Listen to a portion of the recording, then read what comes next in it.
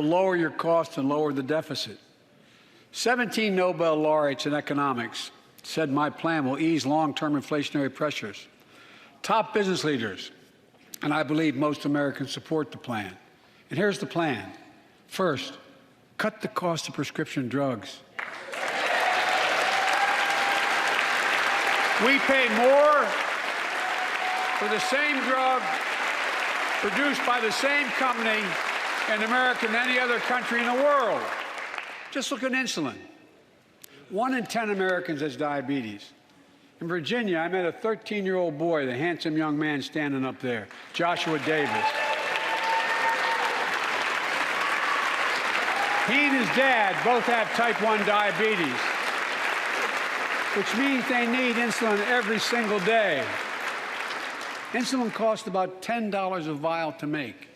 That's what it costs the pharmaceutical company. But drug companies charge families like Joshua and his dad up to 30 times that amount.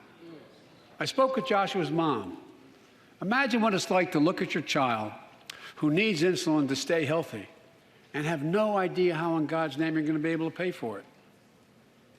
What it does to your family, but what it does to your dignity, your ability to look your child in the eye, to be the parent you expect yourself to be. I really mean to think about that. That's what I think about. You know, yesterday, Joshua's here tonight, but yesterday was his birthday. Happy birthday, buddy, by the way. For Joshua and 200,000 other young people with type 1 diabetes, let's cap the cost of insulin at $35 a month so everyone can afford it. And drug companies will do very, very well, their profit margin. While we're at it, I know we have great disagreements on this floor with this. Let's let Medicare negotiate the price of prescription drugs.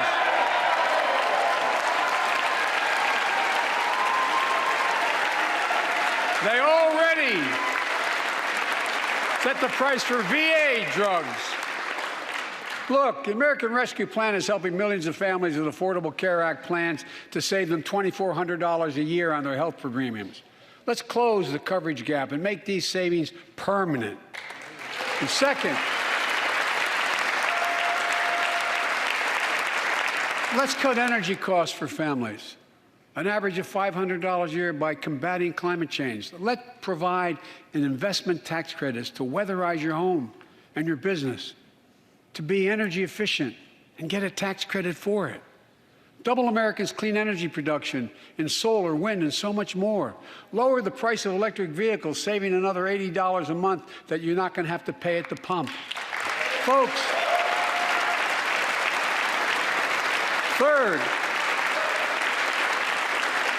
the third thing we can do to change the standard of living for hardworking folks is cut the cost of childcare. Cut the cost of childcare. Folks,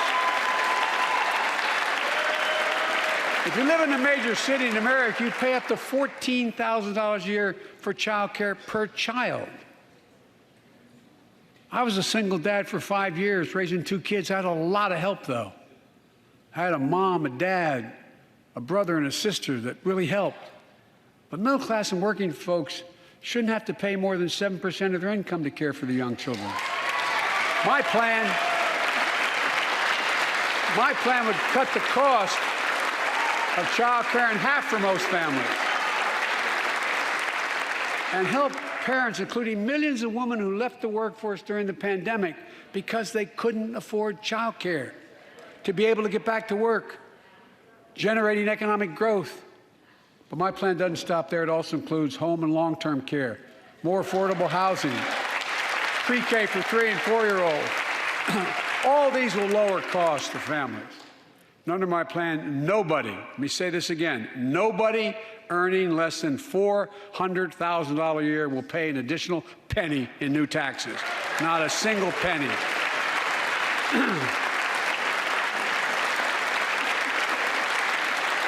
I may be wrong, but my guess is if we took a secret ballot in this floor, that we'd all agree that the present tax system ain't fair. We have to fix it. I'm not looking to punish anybody. But let's make corporations and wealthy Americans start paying their fair share. Look, last year,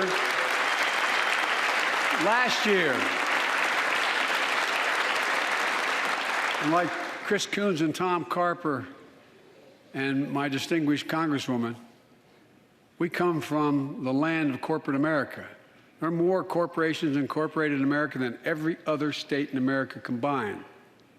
And I still won 36 years in a row. The point is, even they understand they should pay just a fair share. Last year, 55 of the Fortune 500 companies earned $40 billion in profit and paid zero in federal taxes. Now look, it's not fair. That's why I proposed the 15% minimum tax rate for corporations. And that's why in the G7 and other meetings overseas, I was able to be somewhat helpful. 130 countries agree on a global minimum tax rate. So companies can't get out of paying their taxes at home by shipping jobs and factories overseas. It'll raise billions of dollars.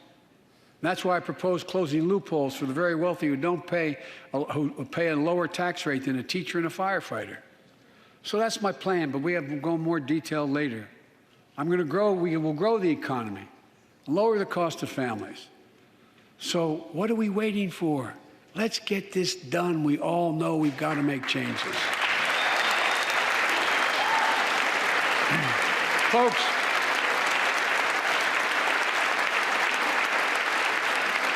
and while you're at it, confirm my nominees for the Federal Reserve, which plays a critical role in fighting inflation.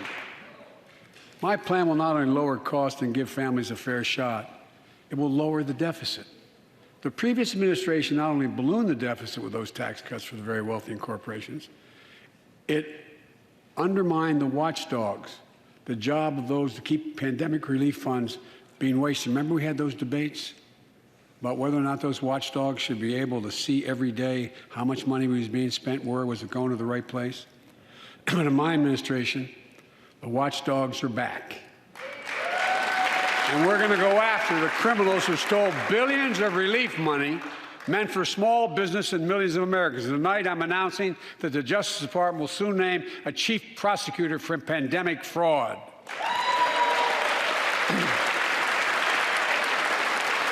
And look,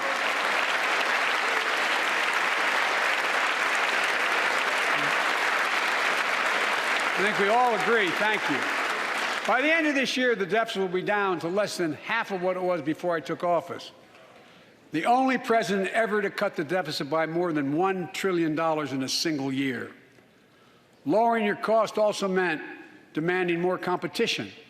I'm a capitalist, but capitalism without competition is not capitalism.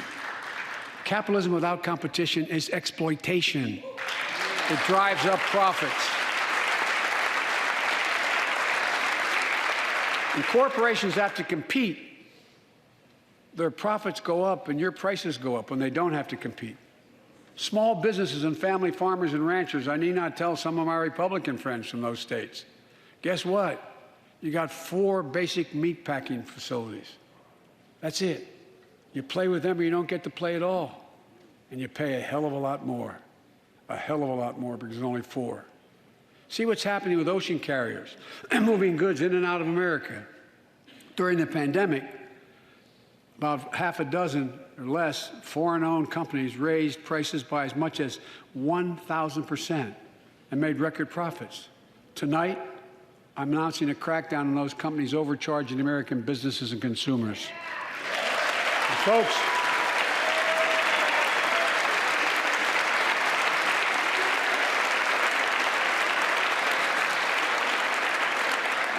and as Wall Street firms take over more nursing homes, quality in those homes has gone down and costs have gone up.